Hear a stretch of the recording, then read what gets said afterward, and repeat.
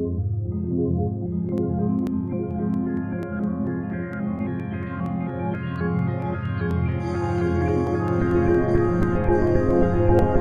is Red Ice Radio, a beacon of sanity from Northern Europe. RedIceCreations.com. Good day, my friends and fellow seekers from around the globe. I'm Henrik Palmgren, and this is Red Ice Radio, the program dedicated to many of the subjects that have been largely forgotten, neglected, or flat out censored. We ask you to consider everything but believe nothing. This is about listening to different perspectives in order to learn and understand. Our website is redicecreations.com. There you can find much more on many different topics that we find interesting and important. If you're new to the program, I suggest you head on over there and take a closer look at our archives. I'm sure you can find something that will interest you as well. We have radio programs, TV episodes, a very busy news section, audio commentary, video interviews, webcasts, films, and much more. Archives and a member system going back to 2006, filled with good stuff for you to explore and learn from.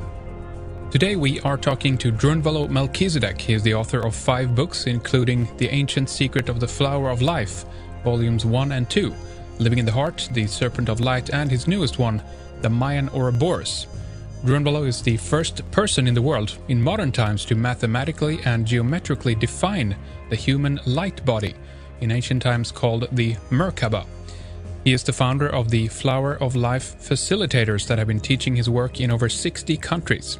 He is with us today to discuss the end of the Mayan calendar and what the Earth is going into as one cycle closes and another begins.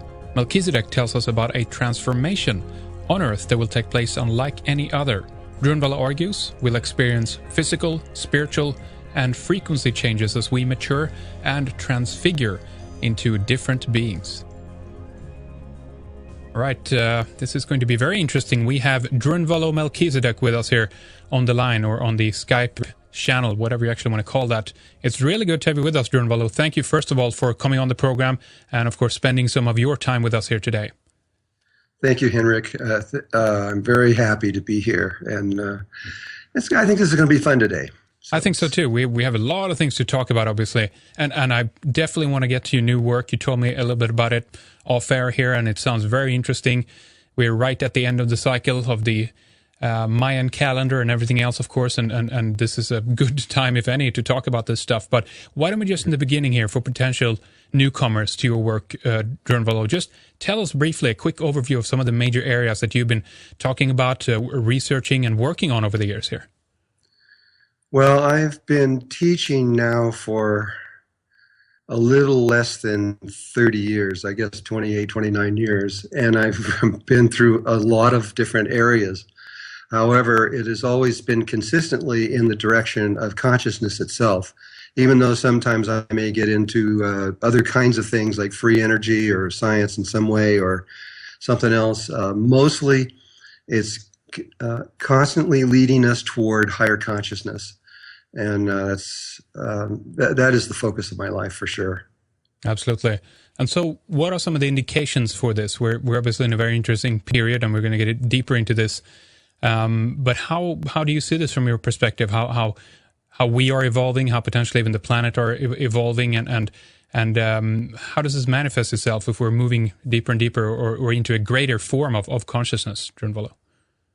Well, to put it all into perspective, and you look at the precession of the equinoxes, which is the wobble in the Earth's axis. It takes science thinks it takes 25,771 years for that to go around once.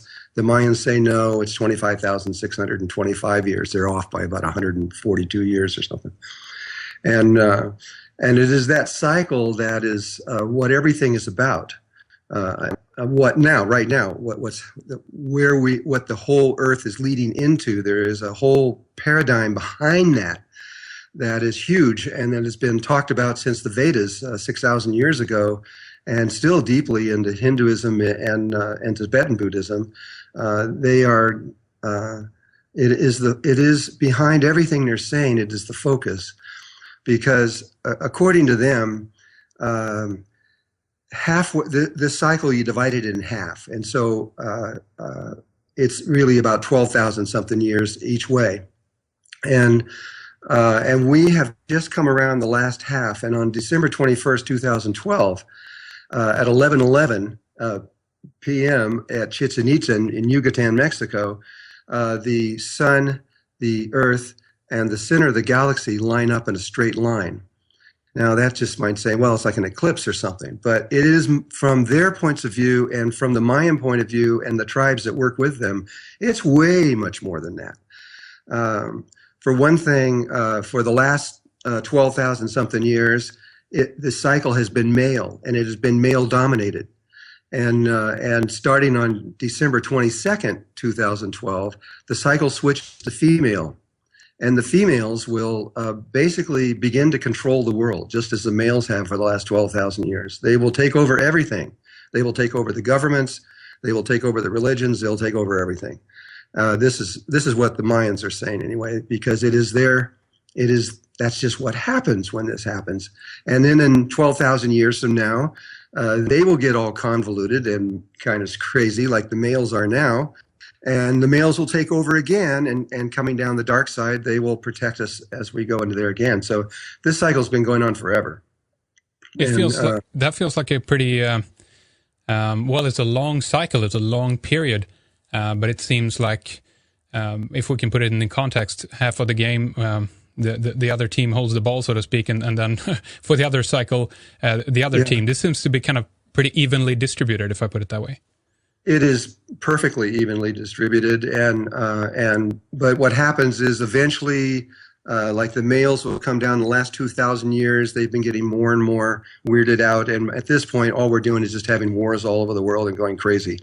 And that's what happens every time, according to the Mayans. They've got it written in their predictions long time ago that this is what's going to happen right now, and it's exactly what's happening.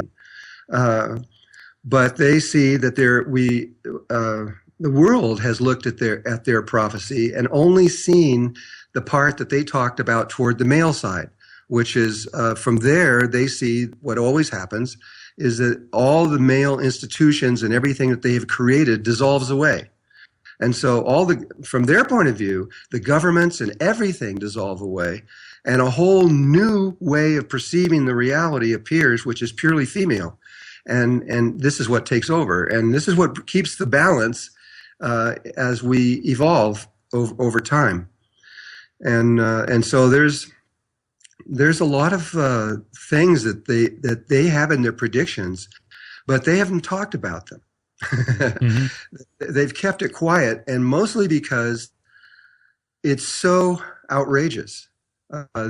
Part of it is outrageous. I mean, they're talking about the Mayans predict there'll be a pole shift, a physical pole shift in the next few days, really, before January 1st, 2016. And so in the next just very short amount of time, they're saying there will be a pole shift. Now, can we just start to interrupt and briefly just clarify that magnetic or a polar flip, a physical? Well, the magnetic poles are predicted by present-day scientists right now, that they're going to reverse themselves, that the South is going to become the North is going to become the South. Right. If you go to the South Pole right now, what's going on there is insane. There are holes being formed all over the area where the lines, just so the audience understands, the magnetic lines come out of the South Pole, then they wrap around and come into the North Pole. There's a great deal of scientific debate on exactly what happens with that, and that's another subject. But the lines coming out of the South Pole, there are these holes forming, and in these holes, the lines are going out into space like they're going to wrap around, and then they're turning and coming back and going right back inside the Earth. These holes are getting more prolific, and they're getting bigger and bigger. And the scientists went on, they did a NOVA program in 2003, which described all of this information, so the audience can buy this and listen to it. These are the scientists of the world talking about what's going on. The magnetic poles are getting weaker and weaker and weaker. They've been getting weaker for 2,000 years. They've been getting weaker a lot over the last 500 years. And in the last 45 years, they've really been getting weak. So weak that all of the aeronautical maps for landing airplanes around the world had to be changed because the North Pole isn't there anymore. Not the magnetic north is not where it should be. It's heading towards Russia with a, what is it now? I forget the number all the time, but there is in X amounts of miles per year or something like that. It's heading towards that. It depends on who you talk to. Yeah. But generally, right now, it's about 40 miles a year, and it's entered into Siberia. It's on land right now in Siberia. Mm-hmm. And some people, Drunvalo, said that this is also one of the reasons why we've seen fish dying, whales bleaching, birds flying, since they navigate according to the magnetic field. After that they've been on different flight paths and hence maybe even got exhausted and actually just crashing down to the ground, right? We're seeing signs of this. Oh yeah, no, it's pretty much accepted in science now. That's what's going on. The whales, they've never seen them do that before. The whales use the magnetic lines for their migration, and those lines have been fixed for long time. But in the last 45 years, those lines are now getting so weak that they're meandering and they're changing their shape and their direction. And so now these magnetic lines that the whales follow along the coast that would take them to where they want to go, a lot of these lines will turn and go inland. And when they do, they follow the line and they get beached. And even whales that are 10, 20, 30, 40 miles back come right behind them and go follow and get beached also because they're just kind of locked into this following the magnetic lines.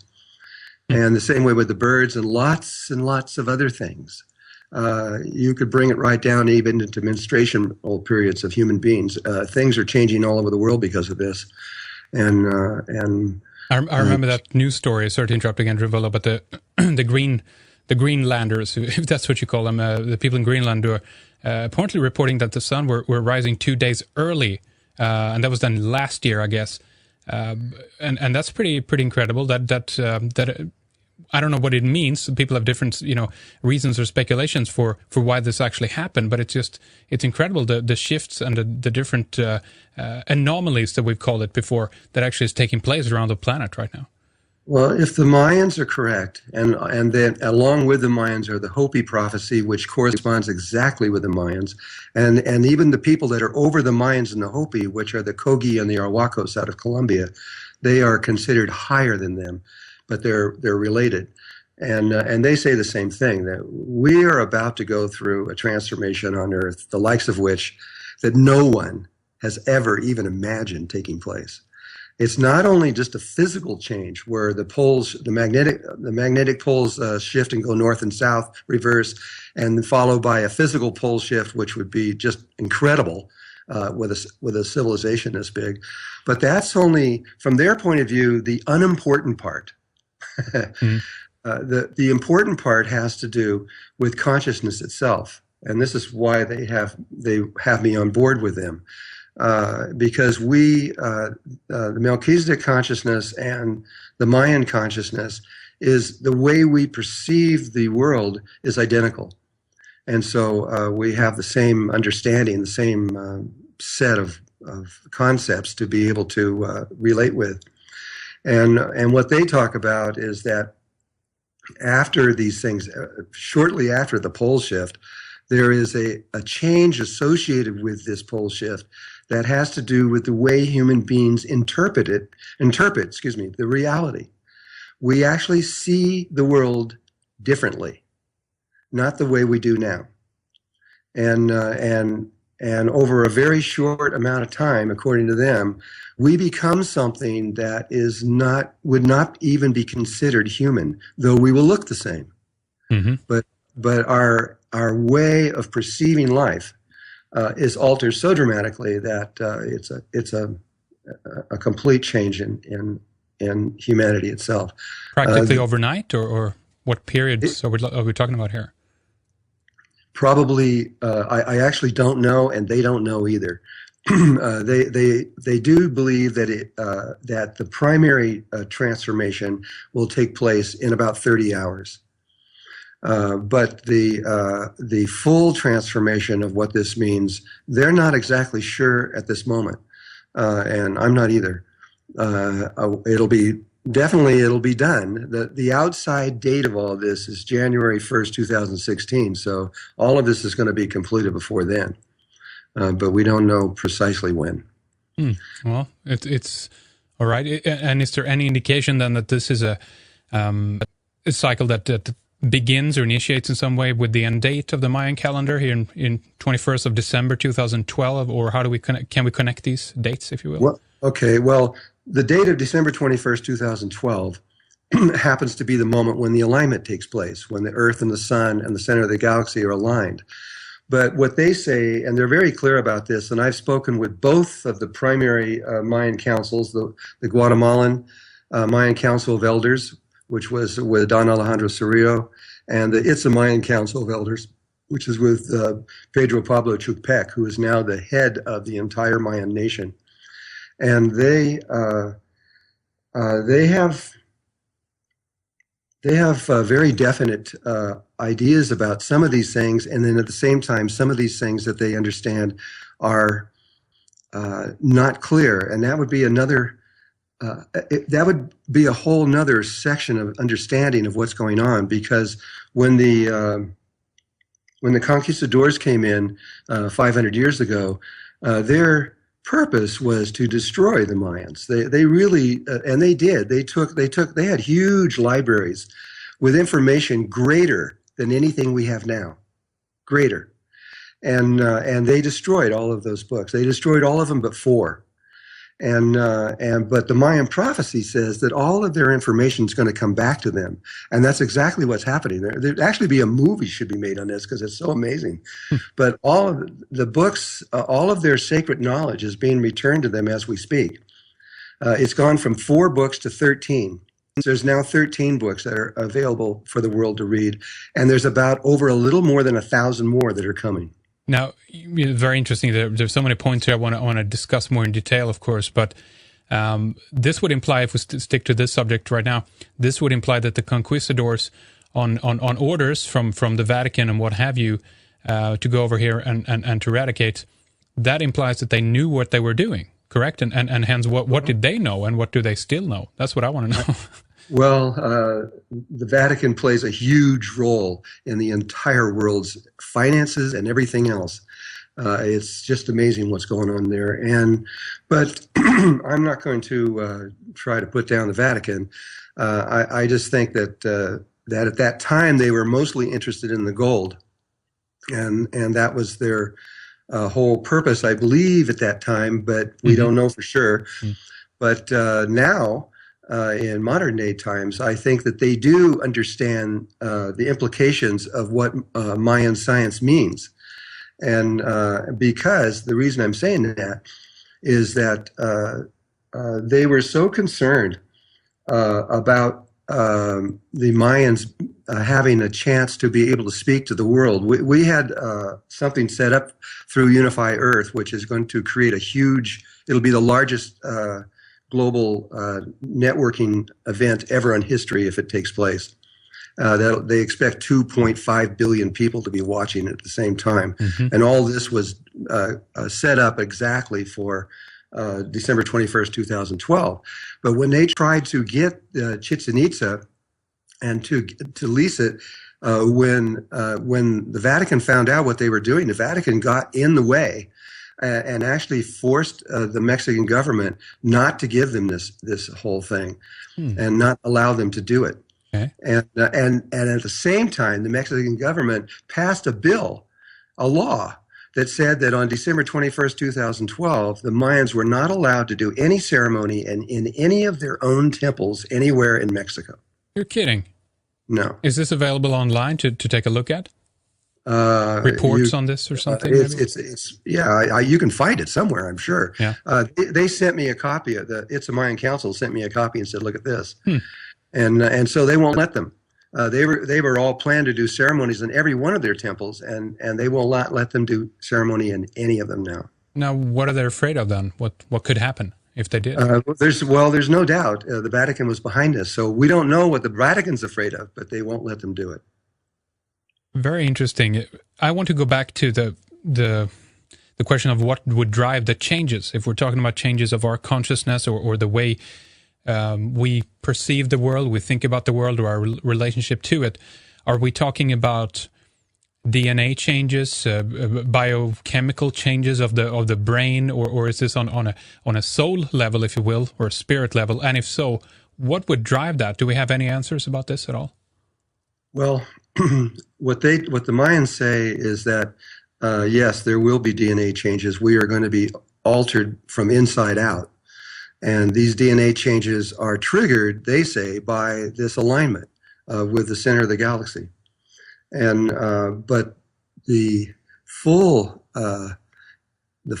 unfoldment of what this means is more than almost I can even talk about here.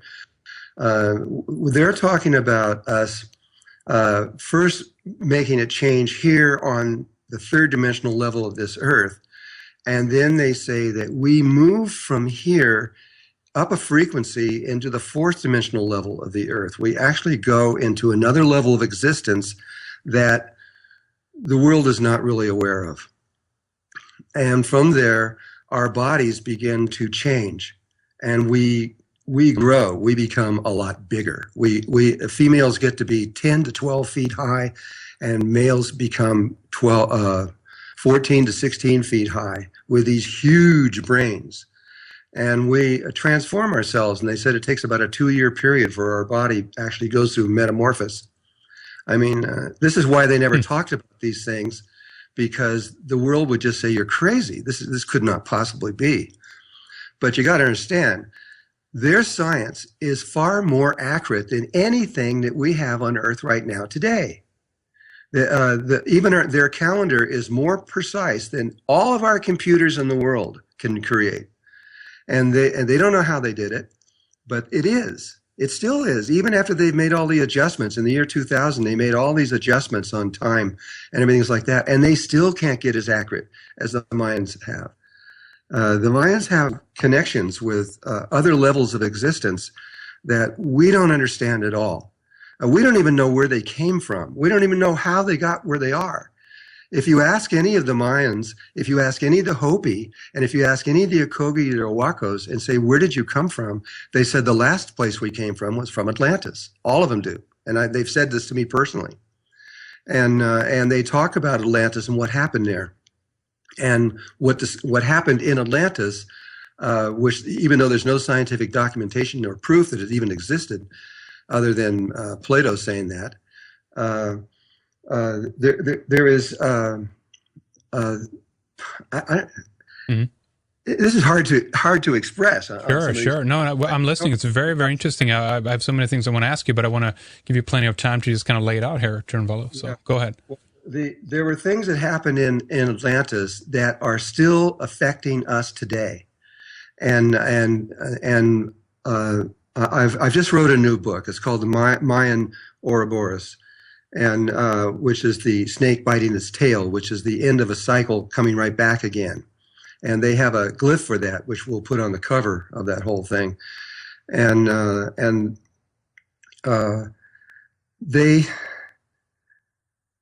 they have incredible beliefs around our world that we don't have at all.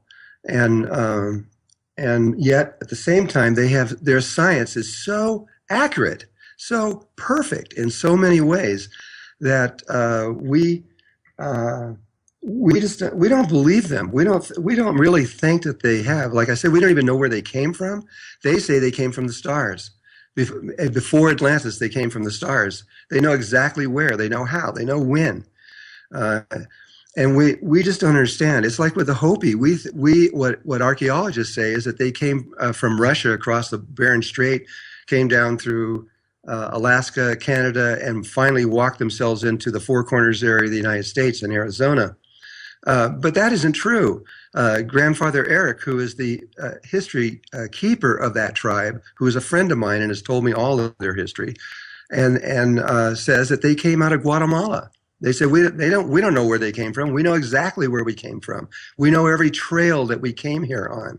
They were received in Palenque and stayed there for 800 years, and then moved by the Itza Council, and then moved up to where they are now.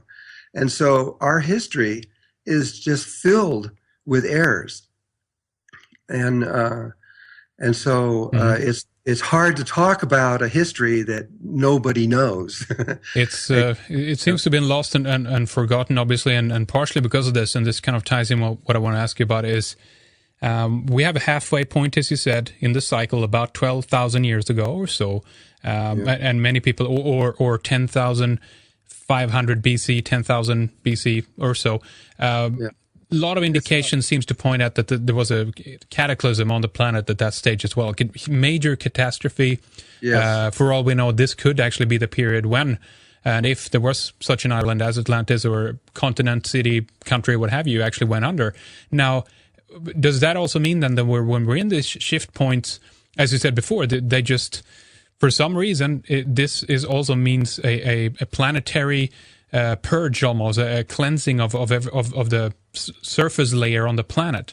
Is that correct? Would you say that's correct? Or yes, basically what happened in Atlantis is there was a misuse of energy in a way that with a science that we're just learning about right now, and in the misuse of that, it split the dimensional levels apart on Earth and caused a catastrophe the likes of which we can't even hardly imagine right now. And the last 200 years of Atlantis was hell. People were filled with beings from other levels of existence. They were possessed. They were all sick and dying, and it was horrible. And there are levels of humankind that are higher than us. They were human, but they've gone beyond us, which people call the ascended masters. They are real. And they are really here. There's about 8,000 of them. And without them, we would have never made it. But they actually helped us solve a lot of those problems. And they've been trying to fix the problem that we've been under for just a little less than 13,000 years. And that problem has just been fixed. It was finally fixed in 2008. How? We don't know that. But, I mean, there's so much that is secret going on in the world that it seems to be.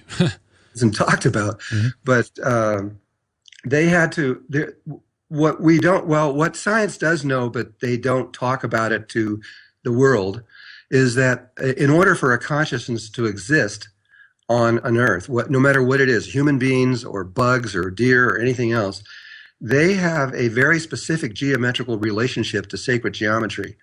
And that relationship is put into an electromagnetic field that is geometrical in nature that stretches around the entire planet. And if there were just two bugs or two animals of some species, before they could actually exist and walk on the surface of the Earth, this electromagnetic grid has to be around the Earth first. And then when it is, then they come out and they can exist, and you can actually see by the shape of their body that it came from that particular grid. And there were 30 million of these grids around the world. There were 30 million species in the year 1900. We're down to about 14 million now. Over half of the world's species of life on this planet have died and have gone extinct. And Is that part of the natural cycle decline or human interruption or whatever you want to call it? Well, there's a huge debate on that, but I believe it's primarily human. Yeah. What has happened here that has caused these species to die. And in fact, if we continue down the road we're going, even United Nations declared that humans themselves are endangered. This is not going to stop unless we change something pretty dramatically. Sorry, go ahead. Let's finish that thought there. Well, no, I mean, that's pretty much it. Now, do you have have you heard anything about any kind of genetic manipulation, either of the human race? I mean, we can certainly go back far as Atlantis or in between there, or that we in another way have been seeded, if you will, here, the rest of us. Any info on this? Okay, I'm coming from Melchizedek consciousness. I was actually sent here. And we are the first consciousness that came out of the creation. And our job is we just watch everything. We witness. And the watchers, yeah. we just watch and we record, and we do help planets and suns and galaxies that have a dimensional problem. And that's the problem with this planet right now, is we have a dimensional problem. We don't know how to go from the third to the fourth dimension, but we should know by now. But we don't, because of what happened on Atlantis. And so I just watch, and we have now presented to the world the exact information that they need to know, which they have forgotten. They just had bits and pieces of it here and there. And so now that information is back into the DNA, there should be no problem for us to make this transition to the next level. But we're not the only ones. I mean, it isn't just the Mayans and the indigenous people and that are concerned about these issues.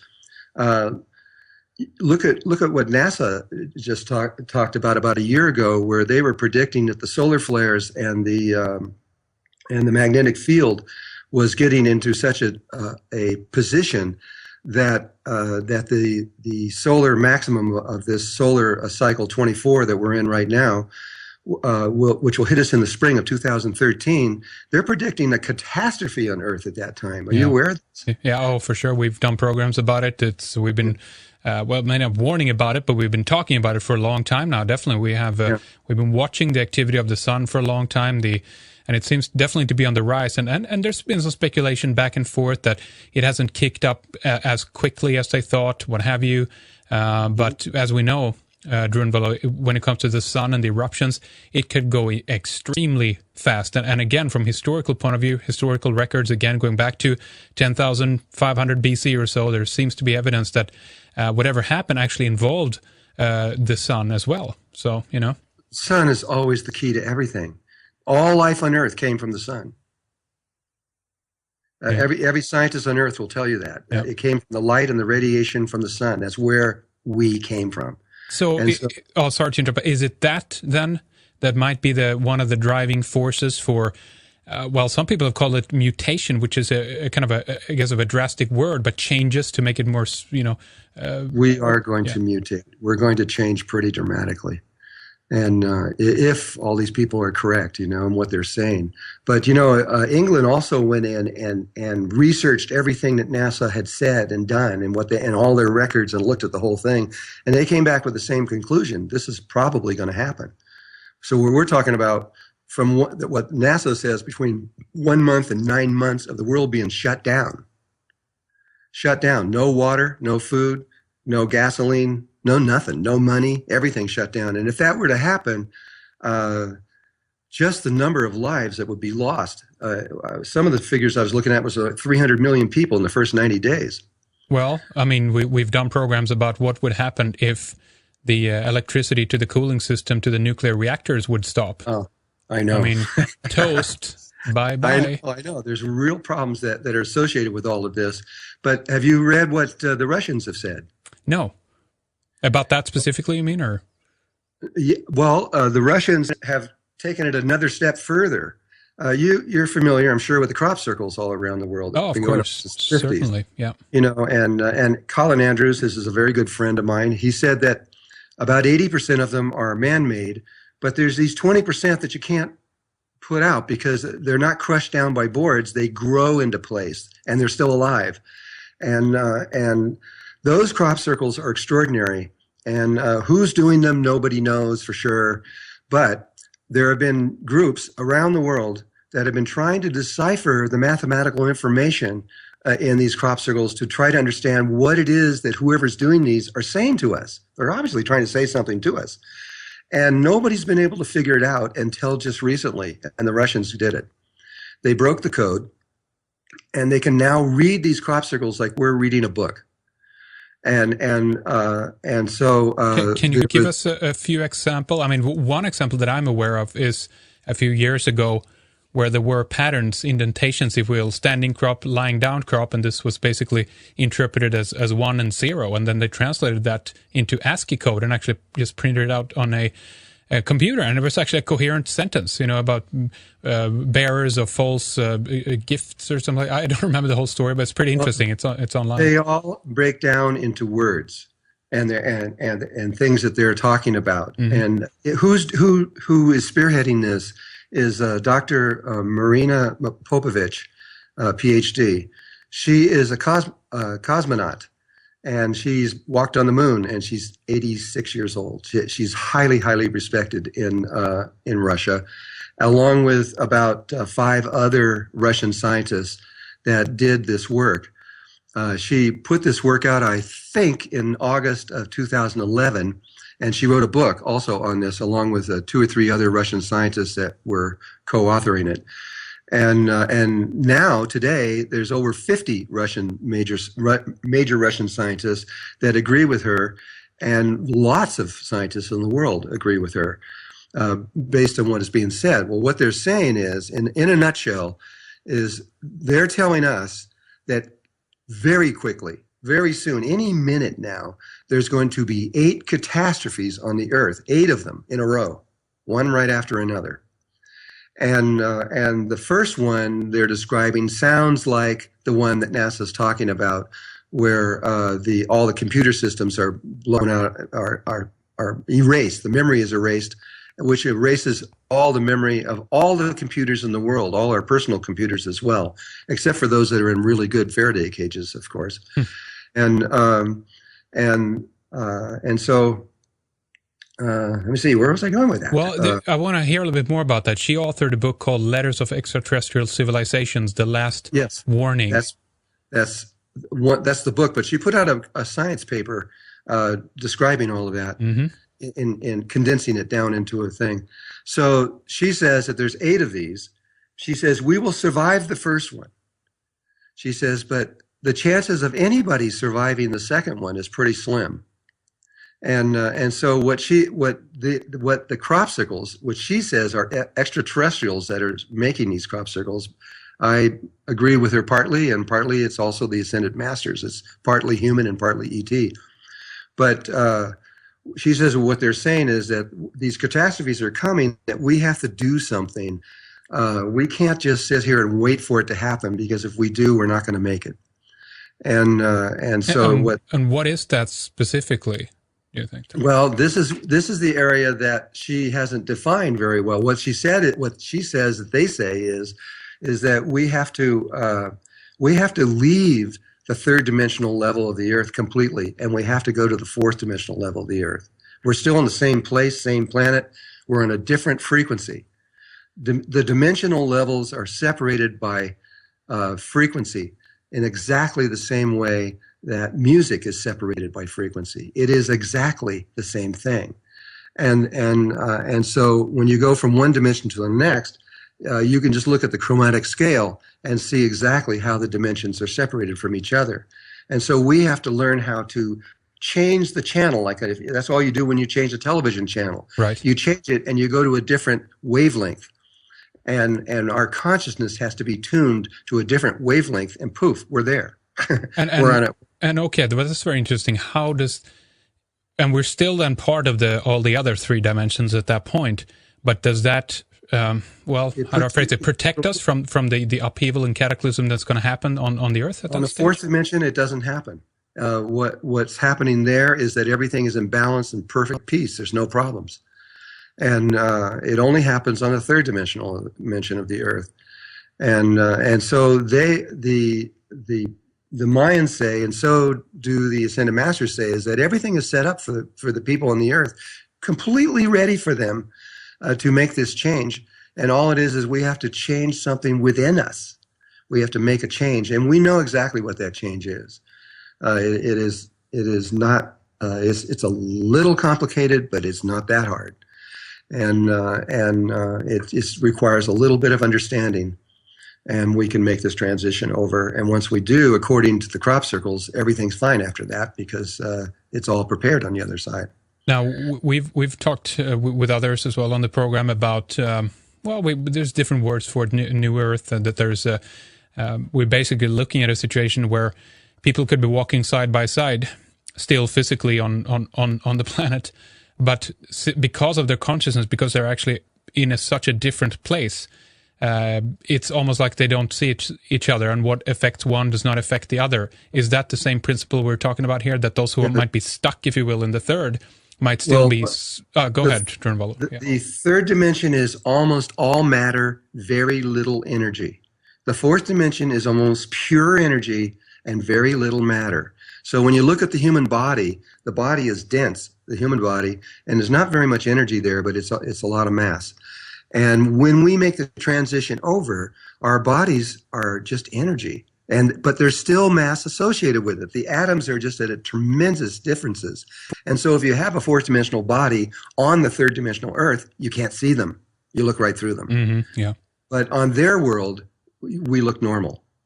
Would that mean also then, if and when that begins to happen, this would be to use a popular, reference, this will be like a rapture where people disappear to go into the fourth, or what?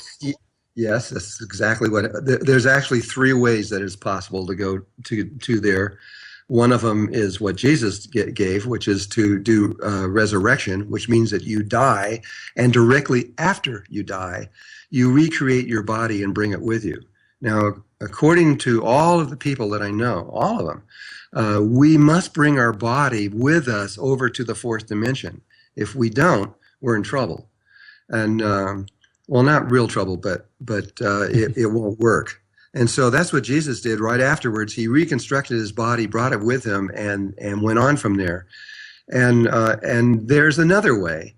And that way was born out of Kundalini Yoga and Kriya Yoga, and has been written about in the Vedas, which is how you can reconnect the heart to the brain through the tip of the tongue on the roof of the mouth and through very specific glands, and opening up the third eye, which creates these 8 beams of light that come out of your head that you can actually photograph, and produces a halo, which we have now scientifically documented. And from there, in that state of consciousness, while at that point you are living from your heart, not your brain, your ego dissolves. And it's a very ancient way of humankind being. It is the way we were prior to what happened in Atlantis. And that is if there are many people around the world. I have a school set up for that, but so do other people. I'm not the only one. And so in that school, you can learn in 4 or 5 days everything you need to know, and learn how to do it. And it changes everything. Once you know that, just knowing that, you're not really human after that, because you then understand the structure and the infrastructure of the universe itself, which is completely different than the way science thinks it is and way humans think it is now. We are, based on higher consciousness, we are completely lost. We're not even close. I was going to ask you earlier, isn't there just a pill you can take to go through all this? Obviously not. These are very, very vastly different teachings and practices you're talking about. I understand that. Is there? I don't want to talk more about that. I was going to say, okay, so share with us the secrets, and in a way you alluded to some of that. But one more thing before we go on there: animals, plants, other forms of consciousness, will they be affected by this, go through similar changes as well, or no, only human? But they know how innately. They don't have a problem. In fact, even human children that are under puberty, that have not reached puberty yet, they're not going to have a problem. They know exactly what to do.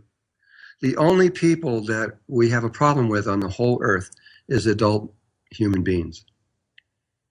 They have lost their memory. They don't remember how to do it. And it's a natural thing that we should know, but we don't. And but everything's going to be fine.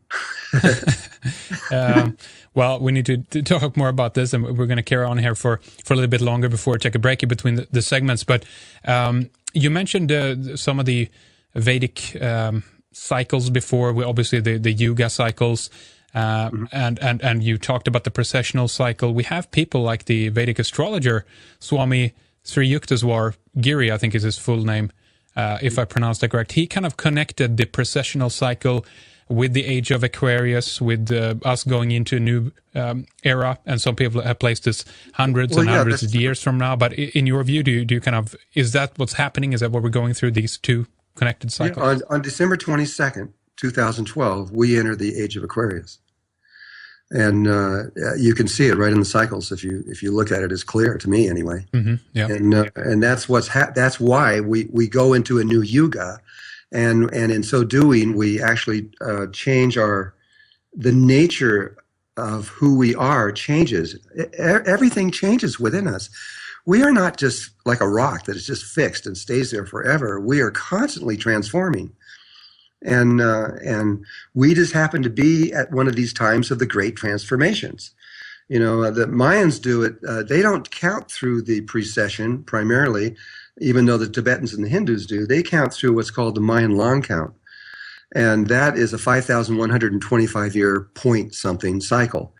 But if you multiply 5 times that 5,125 years, you get to 25,625 years, which is exactly the same length as the precession of the equinoxes. And so when the precession began 25,625 years ago, and at exactly that same moment, so did the Mayan long count begin. And it went around. First, it went around 1 time, then 2 times, then 3 times, then 4 times, without being in any kind of relationship to the precession at all. But this time, it comes back around, and at exactly at the same precise second, it lines up perfectly with those 2 things. And we, for the first time in 25,625 years, we get direct connection into the center of the galaxy.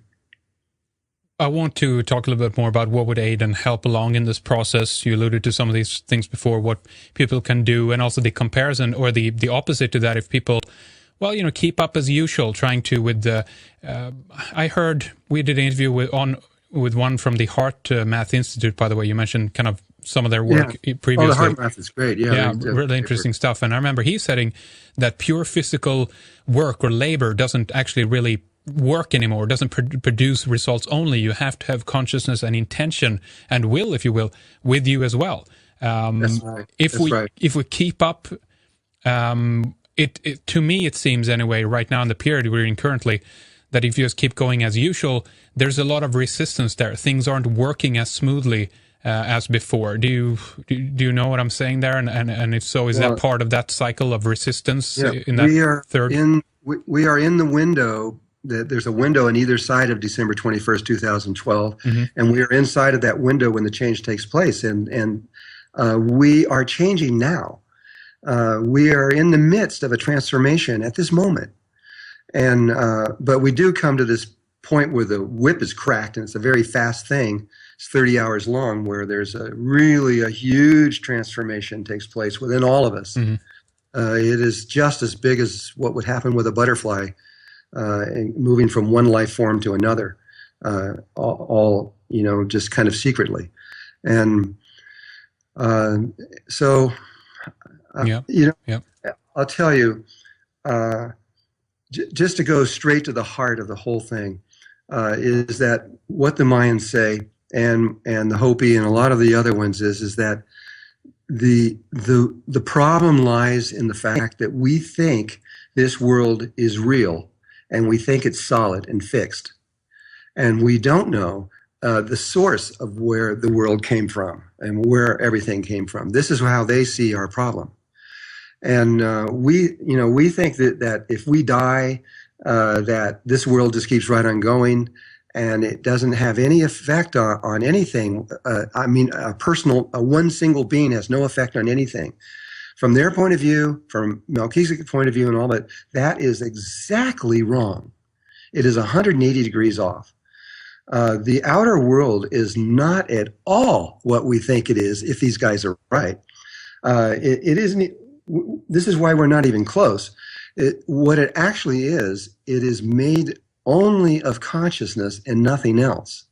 It isn't actually there. It is only there within our being. And they can prove this. They can show it. They can actually change their form right in front of you. That you can become you can move from a human being to a puma or some other life form, because your body is nothing but an image in consciousness. And if you change the consciousness, you change your body. And it's true with everything in existence. And we don't know that. And because we don't know the very basic premise of the reality, this is why we can't keep up with what's going on, because we're all of science is based on an incorrect premise. But there are some interesting outsiders in the scientific field that have studied the holographic nature of the universe, and even the word Maya means illusion in the Indian language, I think, which is a kind of a part of this that you're saying. This is an illusion. We're trapped in something, or I don't know what the outlook is there from your point of view, Drunvalo, if we're trapped in it, or if it's just an experience that we're having for different purposes to grow and so forth. Well, we're kind of trapped in it right now, but we're about to get free of all of that. And once we when Jesus said, the truth will set you free, that's an understatement. Because once we really understand that the external world and our body is our own consciousness, and we are creating it with every breath we breathe, which is so outside of what we normally think, that once we reach that other level, all the needs that we have here in this third dimensional world of money and energy and food and all these kinds of things are meaningless. We don't need them anymore. We don't need food. We don't need water. There's already people on Earth that aren't eating food right now and not drinking water. China found over 5,000 babies in the 80s that do still to this day do not drink food or water, because there's other ways you can get it. You can get it straight from chi or from prana. And you can actually see through the geometry exactly how that works. It isn't even a mystery. Does that mean that there's a new? You talked about a geometrical pattern, if you will, that goes along with whatever life force is on the planet. Is there any evidence that there's new patterns created or here right now at this stage? No, well, I don't think so. I think that life is just about exhausted all possibilities. It's the old saying, there's nothing new under the sun. And when it comes to geometry, I think we know it. Right. Well, I want to ask you a bit later, by the way, Drunvalo, about you've talked much about the flower of life, that particular pattern, and how it relates to certain things, and your teachings behind that. But in a few minutes, I want to take a little break here between the segment, continue with more. Okay. Why don't we talk a little bit about your books? I want you to give out your website address as well, so people know where to go to find you, find your stuff, and if you're doing any other presentations or talks right now. Okay. Well, the book is called the Mayan Ouroboros. It is not out yet. I just went to the publisher about 3 days ago, and they're going to put it on Amazon and iTunes, I think, first, because it takes long just to get it out, because it's tied to December 21st, 2012. So they're trying to move as fast as possible. And if anybody is interested in learning how to go from the third to the fourth dimension, and how to do that, and how to make that transition, which has been talked about in religions all around the world forever, you can go to drunvalo.net, and on there I have a school called the School of Remembering, and in the School of Remembering we have created a class called Awakening the Illuminated Heart. And that is the instructions on everything you need to know for this time. And it's really, there's nothing left. You have everything you need to know. And we've trained over 100 teachers that are in about 60 countries around the world. So you can go on to that site, and there you can find the teacher that's in your country, and they can, either in 4 or 5 days, depending on how long you want to go, they can give you this information. And you can then begin to practice it and learn how to use it. That also tells you, on that website, it'll also tell you wherever I'll be around the world. But right now, I'm not going anywhere out of Sedona for the next year anyway. All right. All my teaching are coming from here. Yeah, all right. Really good. Website, drunvalo.net. This is spelled DRUNVALO, drunvalo.net. That's where you can find more information. About the School of Remembering, as Drunvalo mentioned also then. The old book, by the way, is called Serpent of Light, and we're going to talk more also about Mayan Ouroboros, the new book. That's kind of a continuation, if you will, on this as well. But more here in the next segment about how to go from the third over to the fourth. So do stay with us. We'll be right back with more. In the next hour for our members, Drunvalo explains how he was given the name Melchizedek. He talks about the Melchizedek order, which he says is in place to help dimensional problems, such as the one we are currently experiencing. We'll discuss in detail what it means to move into the fourth dimension and how it's vital for our survival. Drunvalo also explains our connection to the sun and how we perceive reality. Then we'll discuss ET presence, our ET origins, conflicts, and our benevolent helpers. Melchizedek says the 4D is a parking lot full of various beings. Also, he discusses how temporal interference is being used by our governments and other groups to alter the timeline. Later, Drunvalo tells us how, within the Merkaba, there is a blueprint of all life, all laws of physics and sacred geometry. At the end, he gives us a timeline of events that will occur provided that the Mayan and Hopi prophecies indeed are accurate. Don't miss this second hour, available right now in our members section. When you subscribe, you'll get instant access to all our programs in their entirety, going back to our start in 2006. Stream or download, this is commercial-free radio presented on an ad-free website. We appreciate your support. Next on Red Ice Radio, we have Janice Barcelo, Daniel Pinchbeck, Bryce Sable, our Olympics special with various guests. Then Courtney Brown, Jan Irvin, Duncan Worley, Krista Johansson, Joseph Atwill with Fritz Heed, and many, many more will be with us. Thank you for listening, considering, and hopefully learning something new. But right now, coming up the second hour with Drunvalo Melchizedek. Stay with us.